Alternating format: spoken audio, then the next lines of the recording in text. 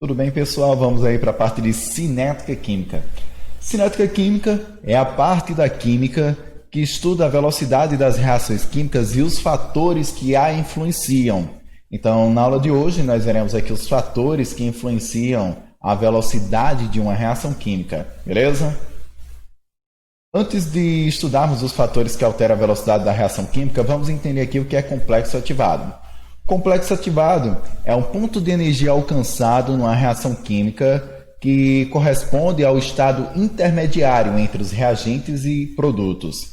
Então, significa dizer que, no início de uma reação química, para que esta possa acontecer, é necessário atingir um determinado ponto de energia para que ocorra o choque efetivo entre os reagentes, para que ocorra em seguida a quebra das ligações e o rearranjo desses átomos para poder iniciar a formação dos produtos.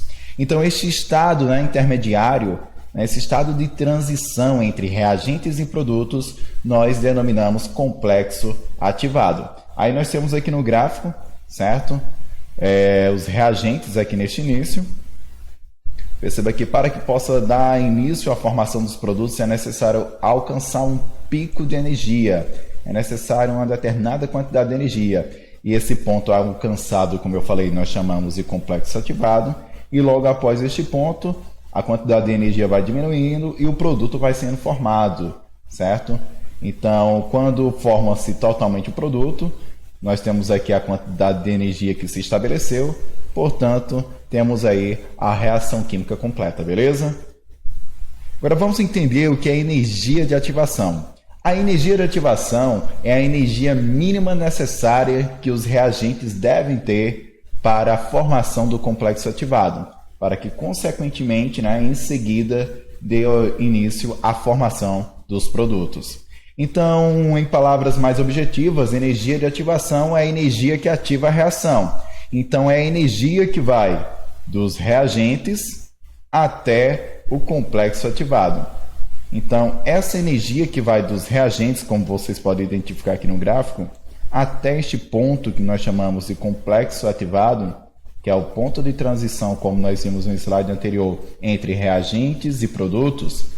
Então, esse gap nós temos aqui, que é denominado energia de ativação, beleza? Então, podemos entender que energia de ativação corresponde a uma barreira que os reagentes devem ultrapassar para chegar, para atingir o complexo ativado e, consequentemente, formar os produtos em seguida. Então, como é que varia a energia de ativação com a velocidade? Então, perceba que quanto maior a energia de ativação, menor será a velocidade dessa reação. Então, nós temos aqui no primeiro gráfico, certo? Uma reação química endotérmica. Então, perceba que nós temos aqui uma energia de ativação bem maior em relação a este gráfico de uma reação exotérmica, onde foi necessário uma quantidade de energia menor em relação a este gráfico anterior, para que pudesse atingir o complexo ativado e, em seguida, dar início à formação do produto. Então, a energia de ativação, para que você possa calcular, basta você subtrair a energia do complexo ativado e a energia dos reagentes. Sendo assim, você obterá o valor da energia de ativação. Beleza? Vamos agora para os fatores que influenciam a velocidade de uma reação química. O primeiro que nós vamos estudar é o aumento da concentração. Então, quanto maior o número, quanto maior a concentração de reagentes, maior será o número de colisões efetivas, fazendo com que as ligações químicas sejam quebradas e, em seguida, esses átomos eles se rearranjam para poder dar início à formação do produto respectivo. Então, nós temos aqui um exemplo por que abanamos o fogo. No churrasco, como nós podemos observar aqui ao lado, ao abanarmos o fogo, aumentamos a concentração de oxigênio disponível para ser queimado e, consequentemente, a velocidade dessa reação química aumentará, fazendo com que a labareda de fogo também aumente. Beleza? Vamos agora para o próximo fator que altera a velocidade da reação química, que é a temperatura. Quanto maior a temperatura, mais rápida será a velocidade da reação química e quanto menor a temperatura, mais lenta essa reação será. Então, nós temos aqui um exemplo para que serve a geladeira. colocamos alimentos na geladeira para conservá-los, e a baixa temperatura da geladeira diminui a velocidade das reações químicas responsáveis por apodrecer alimentos como carnes e legumes, entre outros, beleza? E vamos para o próximo fator, que é a superfície de contato. Quanto maior a superfície de contato entre os reagentes, mais rápida será a reação química. Quanto menor a superfície de contato, mais lenta essa reação química será. Para quem assistiu ao vídeo sobre gerador de gás de hidrogênio, que eu postei no canal News Experiment, se você ainda não assistiu a este vídeo, vou deixar o card aqui em cima, então não deixe de acessar, beleza? Se inscreva no canal e deixe o seu like, beleza? Neste vídeo eu mostro que ao compactarmos o alumínio e colocarmos para reagir com a solução de hidróxido de sódio, essa reação química acaba acontecendo de uma forma mais lenta, porque compactando o alumínio diminui a superfície de contato com o outro reagente, que é o hidróxido de sódio. E por ser uma reação exotérmica, acaba liberando também uma menor quantidade de calor. Outro exemplo podemos observar aqui nesse slide. Se colocarmos batatas em pequenos pedaços para cozinhar, economizaremos gás de cozinha. Ao fatiarmos a batata, aumentamos seu contato com água quente, fazendo com que cozinhe mais rapidamente. Ou seja, terá uma maior superfície de contato entre essas substâncias, esses materiais, fazendo com que o processo aconteça mais rapidamente, beleza? E o outro fator que influencia na velocidade da reação química é a incidência de luz, certo? Quanto maior a incidência de luz em determinados materiais, mais rápida será a reação química. Quanto menor a incidência de luz, mais lenta essa reação química será. Então, um exemplo é a água oxigenada. Naturalmente, a água oxigenada, que é o H2O2, ela se decompõe em água e em gás oxigênio. Mas esse processo pode ser acelerado, certo? Se incidirmos luz a essa substância. Se for inserido luz nesse sistema, o que é que vai acontecer? Esse processo de decomposição acontecerá de uma forma mais rápida, beleza? Por isso que quando nós vamos comprar água oxigenada na farmácia, ou na loja de química, ou no supermercado, nós podemos observar que o recipiente ele não é transparente, já para evitar que aconteça, a incidência de luz de forma direta sobre essa substância, sobre este material que se decompõe muito facilmente. E só lembrando que já foi estudado os tipos de decomposição. Quando a decomposição acontece por incidência de luz, nós chamamos de fotólise, beleza? O próximo fator é a pressão. Quanto maior for a pressão num sistema gasoso, menor é o volume ocupado pelos reagentes e maior é a velocidade da reação. Então, quanto maior a pressão, mais próximos os reagentes estarão, certo? E, consequentemente, será maior o número de colisões efetivas, quebrando as ligações também mais rapidamente, se rearranjando e dando origem à formação do respectivo produto. Outro fator que influencia na velocidade de uma reação química é o catalisador. E catalisador são substâncias que aumentam a velocidade das reações químicas sem serem efetivamente consumidos. Isso significa dizer que uma substância que influencia na velocidade da reação química e ela não se transforma em uma nova substância durante esse sistema reacional, significa dizer que no final do processo essa substância poderá ser regenerada, certo?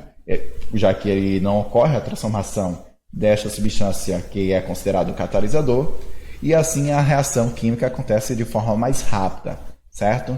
Então, catalisadores fazem parte do nosso dia a dia, como no caso de colas epóxi, o Durapox que a gente compra no supermercado, na loja de construção. Aquela massa branca é a resina, e aquela massa cinza é uma substância, um tipo de poliamida. Então, aquela substância, certo? A massa cinza é o catalisador e a massa branca é a cola. Então, para que aquele processo de endurecimento da cola aconteça mais rapidamente, as duas massas elas são misturadas para que possa ser utilizado para um determinado fim. Outro exemplo de um catalisador, certo? Eu mostrei também no vídeo que eu postei no canal News Experiment, certo? O título do vídeo é 3 experimentos incríveis que vão te surpreender. Então, nesses experimentos eu mostro a reação química utilizando a água oxigenada super concentrada com o iodeto de potássio, que é o catalisador. Ao colocarmos o iodeto de potássio na água oxigenada, a reação de decomposição deste material acaba sendo muito rapidamente, né? A água oxigenada acaba se decompondo muito rapidamente em água e em gás oxigênio, e isso é observado de uma forma bem perceptível, bem plausível. Então, se você ainda não assistiu, também eu deixarei o card deste vídeo aqui em cima, certo? Para que você possa acessar e observar esse fenômeno, beleza? Então, vamos ver aqui como é que atua um catalisador, certo?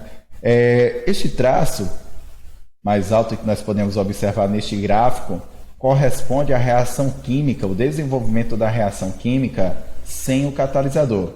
Então, perceba que sem o catalisador, nós temos aqui uma quantidade de energia de ativação X, certo? Até alcançar o pico de energia que, como nós vimos, é denominado complexo ativado, para que em seguida possa dar origem à formação do respectivo produto. Mas a partir do momento que é utilizado um catalisador, o que é que acontece com a energia de ativação? Ela diminui. Diminuindo a energia de ativação, será necessário, portanto, uma energia menor para que possa alcançar o complexo ativado e, consequentemente, dar início à formação do produto respectivo. E desta forma, a reação química acontece de forma mais rápida, né, de uma forma mais veloz. Então vamos aqui para o próximo fator, que são os inibidores. Enquanto os catalisadores, como nós vimos, diminuem a energia de ativação, aumentando a velocidade da reação química, os inibidores aumentam a energia de ativação da reação química, fazendo com que a velocidade desta aconteça de uma forma mais lenta. Então, às vezes, são necessárias substâncias que tornem as reações químicas mais lentas. Por exemplo, vamos supor que você fez um doce de banana e deseja que esse doce de banana dure por muito mais tempo na geladeira, certo? Então, o que é que você pode fazer?